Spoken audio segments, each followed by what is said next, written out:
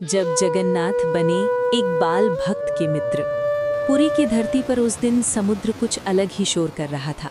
लहरें जैसे किसी रहस्य को किनारे तक पहुंचाना चाहती हों। आकाश में बादल थे पर अंधेरा नहीं था। ये वही पुरी थी जहां हर सांस के साथ जगन्नाथ नाम अपने आप निकल जाता है। लोग कहते हैं ये नगरी साधारण नहीं है, यहाँ भगवान रहते हैं। पर ये कथा उस दिन की है जब भगवान ने रहना नहीं, दोस्ती करना चुना। उस समय पुरी के एक कोने में मंदिर से दूर मिट्टी और खपरेल से बना एक छोटा सा घर था। न कोई वैभव, न कोई विशेष पहचान। उसी घर में जन्म हुआ एक बालक का, नीलमाधव का। नीलमाधव साधारण बच्चा नहीं था। जब वो रोता तो उसकी माँ को लगता जैसे कोई शंख बज रहा हो। जब वो हंसता तो घर की दीवारों में भी शांति भर जाती। 3 वर्ष की आयु में ही वो दूसरों से अलग था।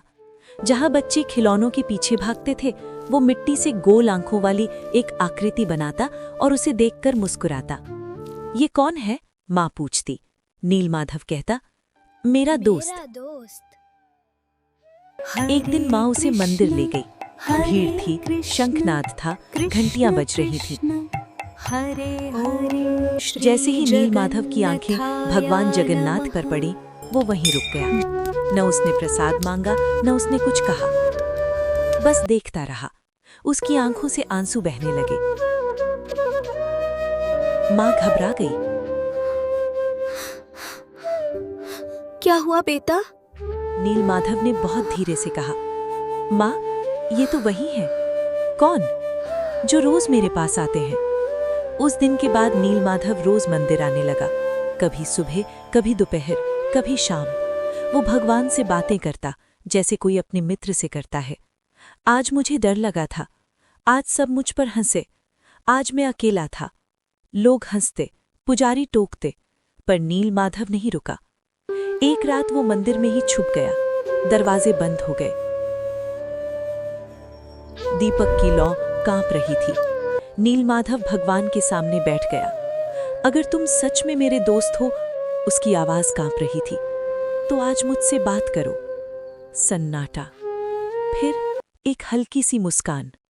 मैं तो रोज करता हूं। नीलमाधव की सांस रुक गई। मूर्ति से कोई बाहर आया, न विशाल, न दिव्य आभूषणों से भरा, बल्कि उसी जैसा एक बालक। मित्रों को डराया नहीं जाता, वो बोला। नीलमाधव रो पड़ा।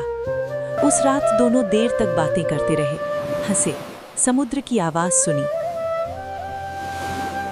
नीलमाधव बोला, तुम भूखे रहते हो? बालक मुस्कुराया, तुम खिलाओगे? अगले दिन मंदिर में चमत्कार हुआ। महाप्रसाद कम था। राजा तक बात पहुंची। रात को परीक्षा रखी गई और उस रात भगवान फिर आए। राजा ने देखा, पुजारी रो पड़े। सत्य सबके सामने था। सुबह हुई, नीलमाधव मंदिर आया। वही मूर्ति, वही आंखें, पर अब वो मुस्कुरा रहा था। अब मैं सबका हूं, आवाज आई। नीलमाधव ने हाथ जोड़े। आंखों में आंसू थे, पर चेहरे पर शांति। कहते हैं, आज भी पुरी में जब कोई बच्चा सच्चे मन से भगवान से बात करता है, तो जगन्नाथ मुस्कुराते हैं, क्योंकि भगवान तर्क से नहीं, दोस्ती से मिलते हैं।